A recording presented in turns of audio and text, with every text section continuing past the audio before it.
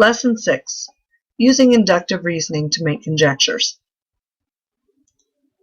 Your learning goals for this lesson are to use inductive reasoning to identify patterns and make conjectures, and to find counterexamples to disprove conjectures.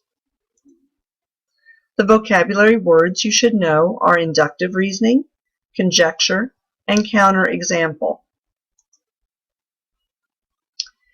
First thing that we want to ever do is look for a pattern.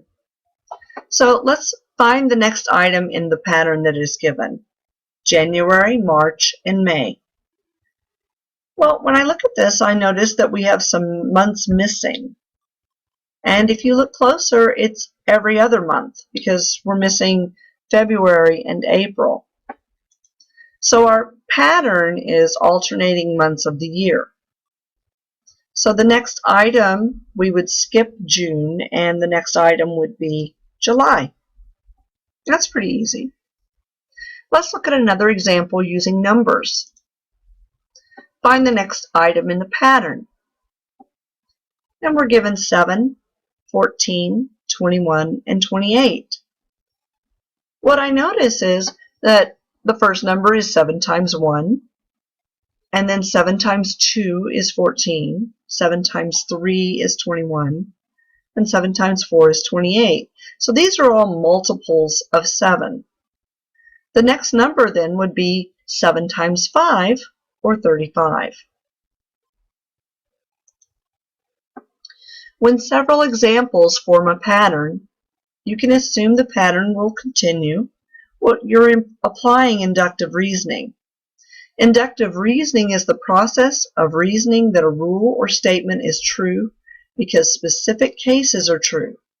You can use inductive reasoning to draw a conclusion from a pattern.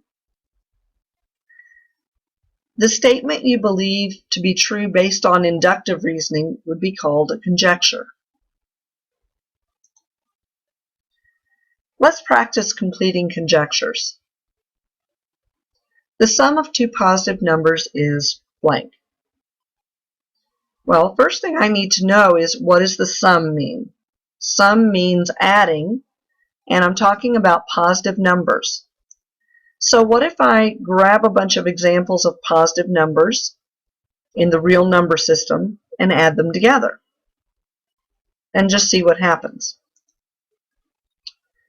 Like 1 plus 1, or 3.4 plus 0.01. Large numbers, 3,900 plus 1,017. If I look at these, I add together any positive numbers and I get another positive number.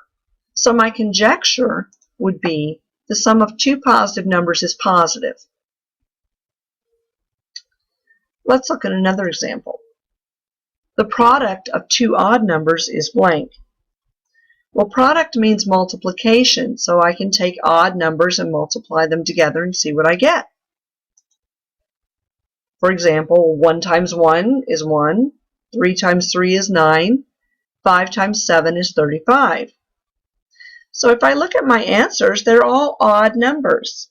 It seems that if I multiply two odd numbers together, I get another odd number. So my conjecture is the product of two odd numbers is odd. Let's look at an application of using inductive reasoning. The cloud of water leaving a whale's blowhole when it exhales is called its blow. A biologist observed blue whale blows of 25 feet, 29 feet, 27 feet, and 24 feet. Another biologist recorded humpback whale blows of 8 feet, 7 feet, 8 feet, and 9 feet. We want to make a conjecture based on this data. Take a look at the height of the blue whale blows compared to the humpback whale blows. They're all bigger, aren't they? In fact, the smallest blue whale blow is almost 3 times higher than the greatest of the humpback whale blow. So we could conjecture the height of a blue whale's blow is about 3 times greater than that of a humpback whale's blow. Well, It's about, and that word kind of bothers me because it's not very precise, and in math we like to be precise. So what if we said then, the height of a blue whale's blow is greater than a humpback whale's blow? Well, let's look at the data again, and that makes sense. All of the blue whale blows are higher than the humpback whale.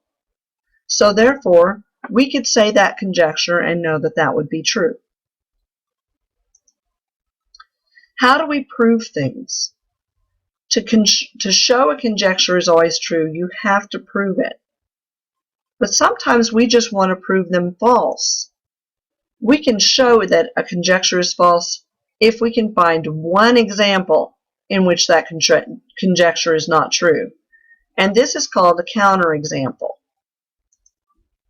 A counterexample can be a drawing, a statement, or a number. Anything that proves that the conjecture is false. Let's give it a try. We want to follow these steps. First thing we do, number one, is look for a pattern. Then we make a conjecture, and then we either prove the conjecture or find a counterexample. Let's show that the conjecture is false by finding a counterexample. For every integer n cubed is positive. That's our conjecture. So we're saying we can take any number, multiply it times itself 3 times, and we'll get a positive number. So let's give it a try. Pick some integers, substitute them into the expression, and see if the conjecture holds true. What if n is 1? 1 times 1 times 1 is 1, and 1 is greater than 0, so the conjecture holds true. Can I say this is without a doubt a true conjecture? Well, no. I need to try some other examples. What if n is negative? Let's say negative 3. N is negative 3, so we'd have negative 3 times negative 3 is positive 9. Times negative 3 again gives me a negative number, negative 27. And that is less than 0, so the conjecture is false. All we need is one counterexample to prove that. So in this case, the counterexample is n equals negative 3. How about we try that again? Two complementary angles are not congruent. Can we prove this false? Well, I could give you a lot of examples that would prove it's true, but first let's remember what a complementary angle is. Complementary angles are two angles whose sum is 90 degrees. So let's think of angles that add up to 90. Well, there's 40 and 50. Those aren't congruent. 30 and 60. Those also are not congruent. 20 and 70. But what about angles A and B? If they're both 45, this gives us 45 and 45 is 90. Well, that would be our counterexample, and it would show that if two congruent angles both measure 45, the conjecture is false. We just need one example. Let's see how we could apply this to something in real life. What if we say the monthly high temperature in Abilene is never below 90 degrees for 2 months in a row? And we look at our chart here, and we have a lot of high temperatures here in the middle. But I look at January and February, and they're 88 and 89. Or even December, which is 89, and January, which is 88. Those would be consecutive months, 2 months in a row. So our conjecture is false because January and February were both below 90 degrees. Be ready for next class. Think about these questions. Can you prove a conjecture by giving one example in which the conjecture is true? And I want you to explain your reasoning. Also, you should copy down the graphic organizer for future reference and keep it with your notes. You never know when you'll be allowed to use it on a test. That's the end of the lesson, and I'll see you in class next time.